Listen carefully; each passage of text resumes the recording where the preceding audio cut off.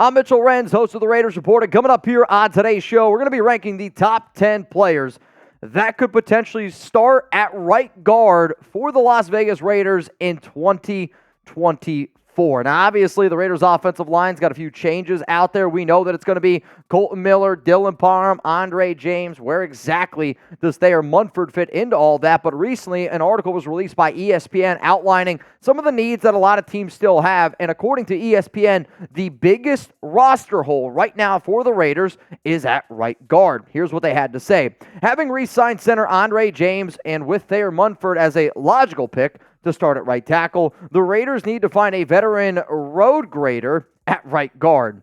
Greg Van Roten was the starter last year, but is a free agent, so the Raiders might be looking for an upgrade. So what I wanted to do here today is kind of show you where the Raiders' offensive line currently stands based on some of the players that they brought back / that they technically haven't signed in free agency yet, and really just show you what the market looks like right now for the top right guard prospects out there, not only in free agency, but also in the NFL draft, because I'll be real, it's not a pretty list. But one of the players that I really want you to look at here is Parham, because one of the things that I have entertained, and I think after you watch the show as well, you might be in agreement with me that the best case scenario for the Raiders is potentially to kick Parham over to the right side, where he ended up playing at least one season at Memphis. So my question to the entire nation out there is this: should the Raiders consider putting Dylan Parham at right guard? I want you to give me a yes, or I want you to give me a no. And when I say consider, it's like, let's make that decision right now.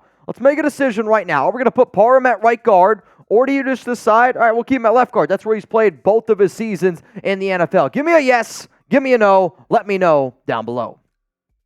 My answer to this one is yes. If it makes the overall offensive line better, I think it's an absolute slam dunk of what you have to do here, because what I want is, sure, you don't want to move certain players away from their positions because you don't know how it's going to work out. But for a guy like Parham, somebody that's literally played center at the Senior Bowl, left guard at Memphis, left guard first 2 years in the NFL, played right guard his final year in 2021 with the Memphis Tigers, and one of the reasons why the Raiders drafted him was because of all that versatility. So if you're like, okay, we could move him over to right guard, I do think it makes a lot of sense here for this team. But the biggest reason why I am making this video is because I don't think people understand how thin the right guard market is right now in free agency and in the NFL draft. So coming up here on today's show, I'm going to be ranking from 10 all the way down to 1, the top 10 right guards that could potentially start for the Raiders in 2024, okay? And I think after you watch this video, you're going to go back and you're going to be like, well, maybe we could find somebody a little bit different to start on that right side of our offensive line. Let's go to number 10 here on the list. I'm going to go with Michigan right guard Zak Zinter, and right off the jump, it's my show, and I'm going to cheat here a little bit. Zinter ain't playing this season. He's not going to be able to go. He suffered a really unfortunate injury for the Wolverines, but realistically, if he was healthy, he would be the top right guard prospect, I believe, in this draft. He has been a solid captain. He's been a solid leader for the Wolverines, and he's been a very reliable offensive lineman. I mean, you don't get the accolades that he ended up getting unless you're confident. So hear me out. One of the ideas that I've continuously thrown out there is, what if the Raiders want to bring back a guy like Greg Van Roten? You can sign Greg Van Roten on a cheap type of deal, then you draft Zak Zinter probably in like round 4-ish, somewhere around there. Then you let him come in, learn for a year, and then Zinter's going to be your starting right guard going forward. Just wanted to throw that idea out there. Let's go to number 9 here on my list. It is Phil Haynes. Last season, played with the Seattle Seahawks and didn't really get too many reps in. And the point of doing this show is, like, I think Zinter is going to be a much better guard than Phil Haynes in the NFL, and I don't really think it's going to be all that close. But if the idea of this show is based on this season and this season alone and starting in 2024, I had to rank Haynes higher. I just felt like I wasn't doing you guys a justice by not putting Zinter in. Haynes, if you put him in at right guard, you're not going to be very happy about the overall return on this. It would be an extremely cheap deal overall, but knowing the fact that there is a hole to be had there, could the Raiders decide to go a little bit cheaper? Let's go to the next name coming up here on the show. It's at number 8, and this time we're going to go to the draft. Dylan McMahon, who is the right guard from NC State. And I'm going to try to mix in draft prospects. I'm going to try to mix in other players as well, just for the simple fact of, I Like, if you're the Raiders, like, this is the one thing that you have to look at. You have to look at, do I decide to go in the draft? Do I decide to go in free agency? Or do I decide to try to kick Dylan Parham over? Or maybe there's an opportunity for Thayer Munford to end up playing offensive guard. So those are the first 3 players that are here on this show. But to make sure that you guys stay up to date on free agency, the draft, we go live Monday, Tuesday, Thursday, Friday, 4 p.m. Eastern Time, 1 p.m. Pacific. Hit that subscribe button. It's 100% free. You got nothing to lose. I know a lot of times when I say subscribe, sometimes people are like, well, does it cost me anything?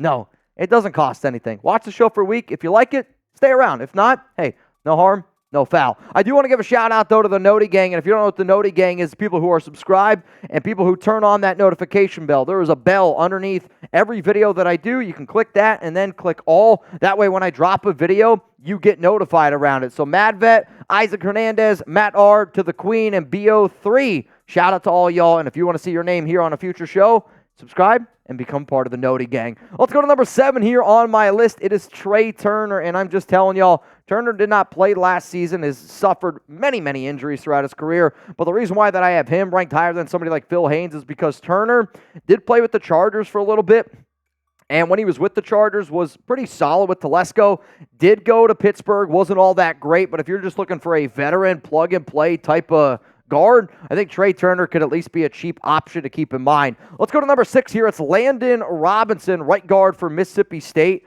and another big body dude. And if I'm going to look in the draft here for one of these players, like, where potentially do you grab somebody like a Landon Robinson? I'm thinking more on day 3, probably round 4, round 5. But, like, the honest conversation that I'm going to have with all of you is, do you trust a guard that you're getting, let's say round 5, round 6, to be your starting right guard this upcoming season? Because that's something Telesco and Antonio Pierce have to figure out. I know I've given you 5 names, and probably you're sitting there going, well, these 5 names are not giving me a lot of confidence.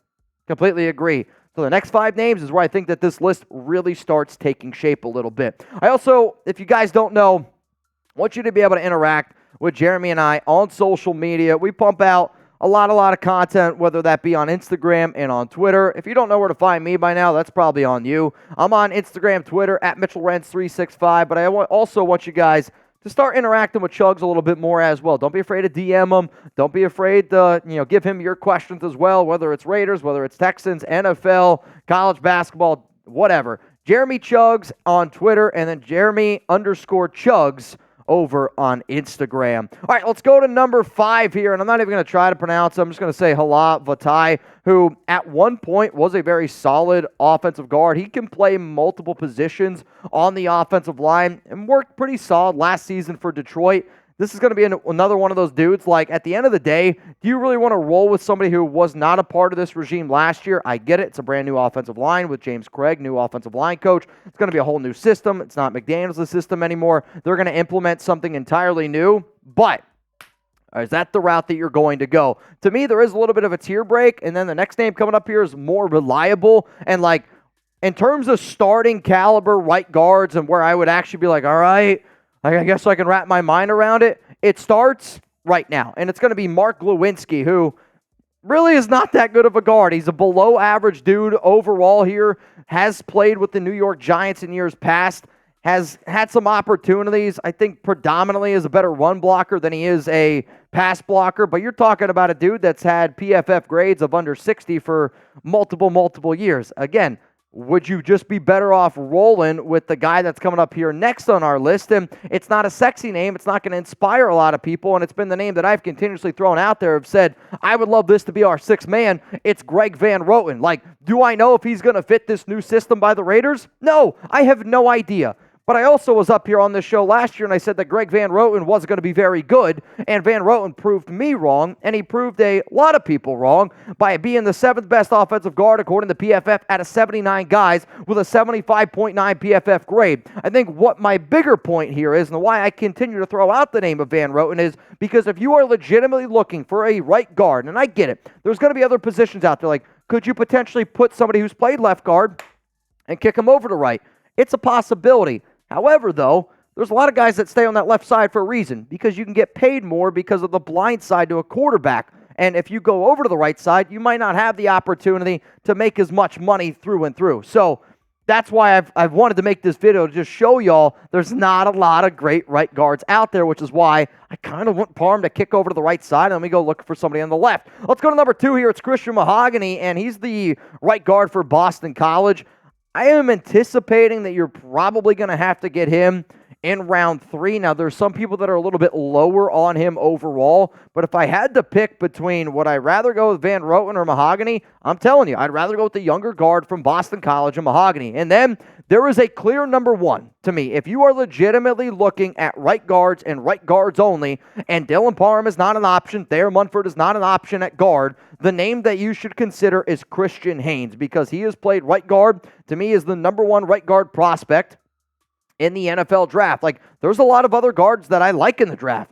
They've just predominantly played on the left side. So if you're the Raiders and you want to be able to trust that the guy that you're going to be able to bring in is going to be an everyday starting right guard, is that what you decide to do and put him there? Because I know Cooper Beebe's out there. I know there's a lot of other talented guys in free agency. But if you're looking at right guards and right guards only, that's the list.